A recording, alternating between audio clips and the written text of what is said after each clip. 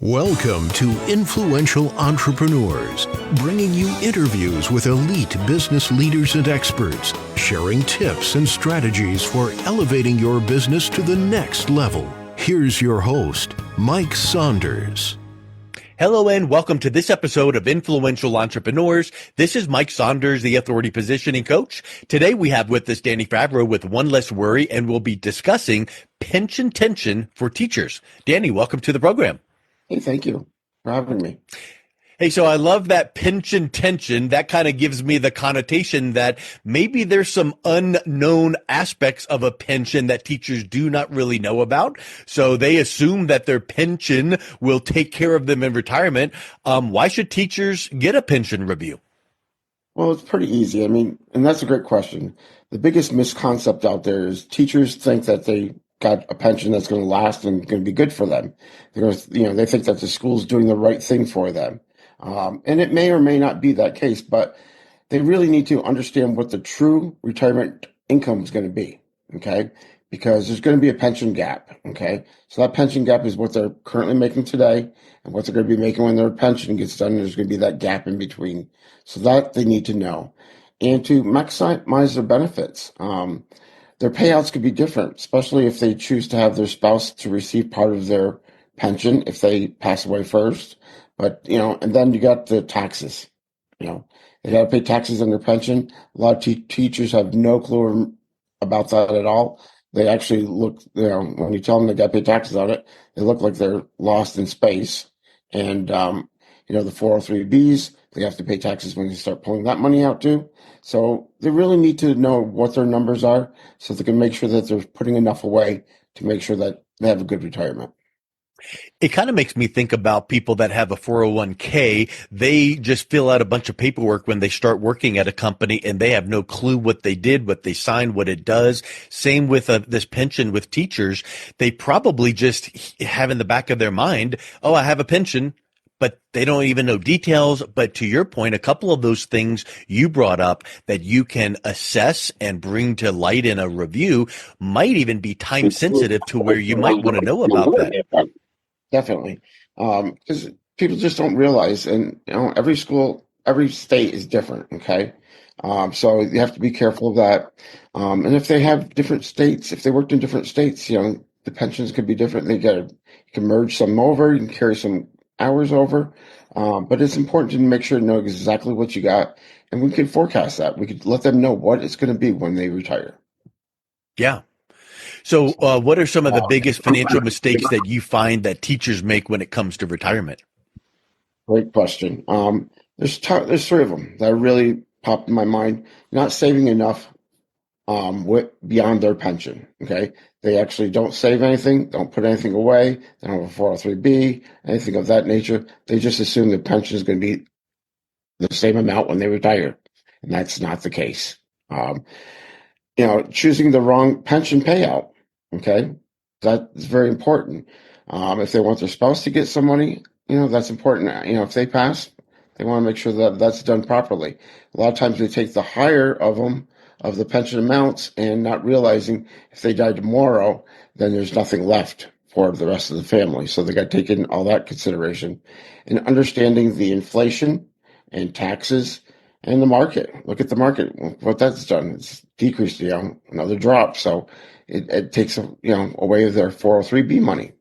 So they're not putting it into a safe spot, and that's a problem with it, And then, like I said, the taxes, they got to pay taxes on everything. And, they'll pull out money at 403B, pay taxes. Your pension, you pay taxes. Sometimes you pay state and federal tax. So you have to be aware of that. It kind of brings up the point that you need to know exactly how much you're going to need in retirement so that then you can assess how much you'll have in your pension, then how much you'll have in other areas, right? So how do you help your clients realize how much that they're going to need on a monthly basis during retirement? Well, we take that we put it into a formula with their current pay, and we're going to figure out exactly what they're going to need based upon their current pay. If they're living fine with their current pay, and then that's going to be our goal. That's what we want to achieve when you retire. Because remember, the first phase of retirement, you're going to spend more than what you're actually been making. People are Yes. traveling, you got grandkids, you got a lot of things to take into consideration. And people spend more during that first phase of life of retirement. The second phase is a slow down phase where you're home more, you're gonna be not spending as much. But then that third phase is your final phase, and that's expensive. That's healthcare costs that come into play. So it's very important to, make sure you know what you're doing. Um, and we ask teachers, to do an yearly review. The best thing to do is do it every year because things change. And when things change, you need to be on top of it. Yeah. I don't know much about the educational field and pensions like what you are an expert in, but when a teacher retires, and they're going to work with this pension, like you're going to help them understand and review, do they also get Social Security? Some do, some don't. Um, Okay. 15 states that they don't pay into Social Security. Okay. Okay. So you can't collect from it, you know? Right. So, unless it's a spouse related or something like Right. that. Um, Okay. so that is a factor. And, sometimes you get people that worked in one state that didn't pay into it, and then they work into another state and they don't have enough hours or credits, to be collecting your Social Right. Security. They need to know that too. So therefore, Yeah. they may have to work an extra year or something of that nature. Yeah. And that kind of gets down to knowing what's ahead of you, having that review. What do you find that are some signs that a teacher might not be financially ready for retirement? Well, that's pretty easy. They need to ask themselves some questions. Do I know exactly what my pension is after taxes? Okay. So if they don't know that, they need a pension review. Yeah. Um, they need to calculate their monthly expenses in retirement. Okay. So I tell them to write down everything for a couple months, every expense that you have, and that'll give you a good guideline of where you are now. Okay. And because most people don't know how much they spend a month, period. Okay. Um, and do you have other savings or other investments? And where is that? Is it in a safe spot or is it tied to the market? Because that's important, to make sure that that is working well for them. Um, and basically, do I have to work after I retire? That's another thing that we're going to adjust with them, and we're going to go through it, and we're going to figure out. When we pull out a report, it shows them exactly what their going to needs are, and it shows them what their pension amount is, and then what the gap is if there's a gap. And a lot of times there's a gap, so that needs to be figured out. So we got to make sure that's get covered, or else you got to go find a part-time job. And Yeah. that's not fun. Nobody wants to do that. Well, if you have that part-time job, you want it to be only because you want to be there, not because you're forced to. That is so correct. Yep. Yeah. So what are you finding are some of the, maybe when you said track your expenses for 2 months, I would venture to say that there are some people that get into retirement and discover that now they have all this extra time that they're spending even more than what they were while they were teaching because they've got extra time. Or maybe they're traveling more, like you were saying. What are some of those things that are typically hotspots where there's spending more? Oh, definitely traveling. Grandkids. Grandkids are a Yeah. big spending pocket for grandparents, and And in a good way. in a good way. But Mhm. it's the tens of gifts that they get are a lot more and higher price, and so that's one of them. They travel to go see their grandkids, or else they may just take them by a Winnebago or another camp or something like that, so they can go camping. They travel, they're on the go, especially if both of them are retiring at the same time. You Yeah. know, they want to do things. So that's one thing. Or they want to become a business owner and start doing something that they really wanted to do. And you see a lot of people invest into that. The other big thing is people get sick and they don't realize it. But some people are forced to retire early.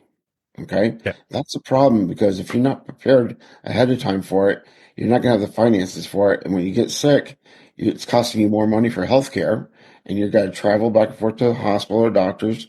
So therefore, there's more expenses and it makes it hard, So, and then repairs on houses. That's a big thing that people don't ever consider that they may have to repair the house or buy a furnace, put a new roof on, a new car, something like that when they retire. Because retirement nowadays, people are living 30 years into it, 35 years into it. So you have to have the funds to do that. You have to Yep. be set up properly in order to do that. I mean, if it's on a downway market and you're pulling money out of your 403b, that's going to hurt you. The sequence Yeah. of return there is going to kill you, and you're not going to have any money come retirement.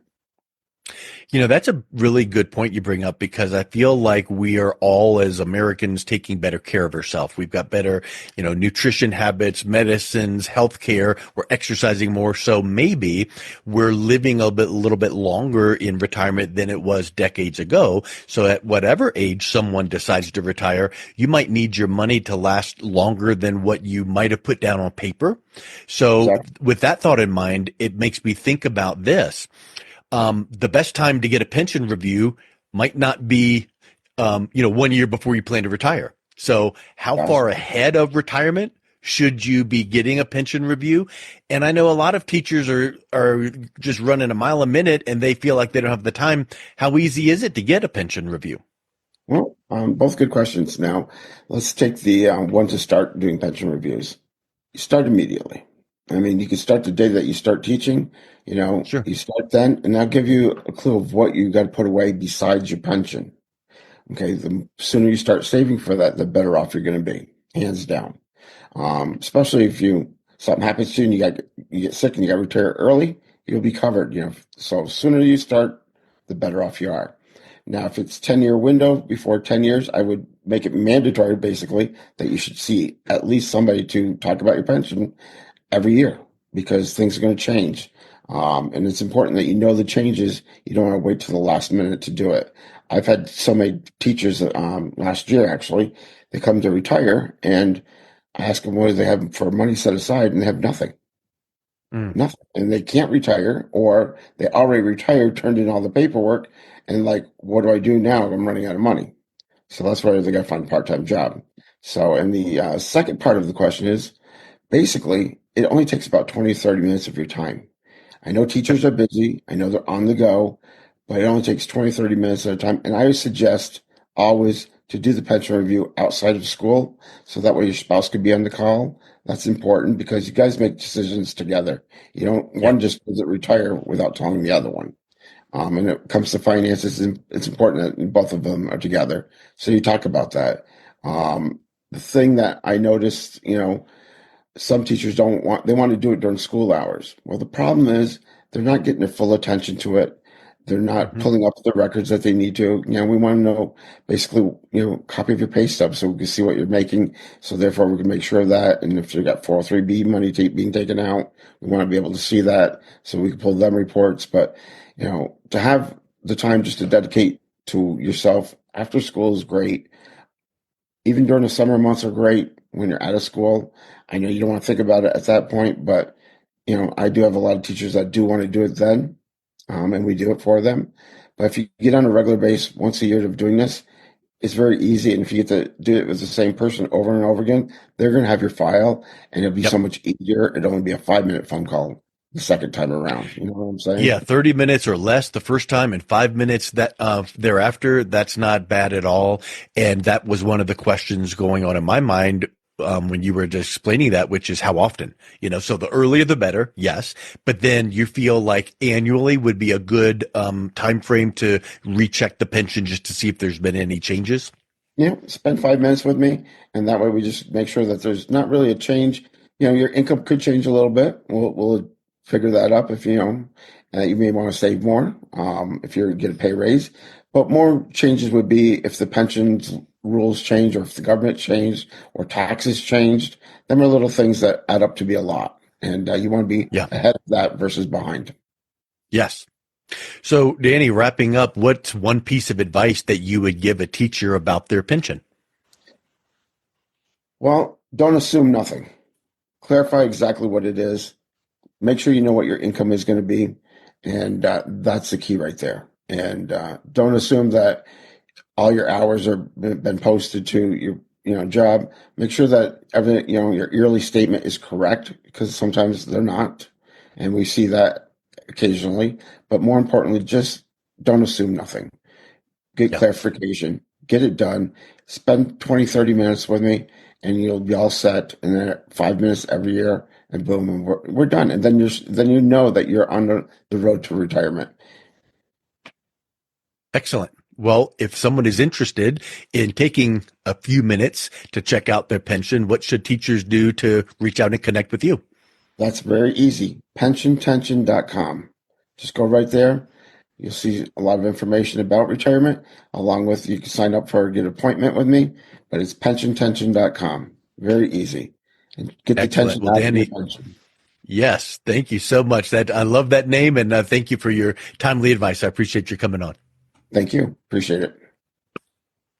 You've been listening to Influential Entrepreneurs with Mike Saunders. To learn more about the resources mentioned on today's show or listen to past episodes, visit www.influentialentrepreneursradio.com.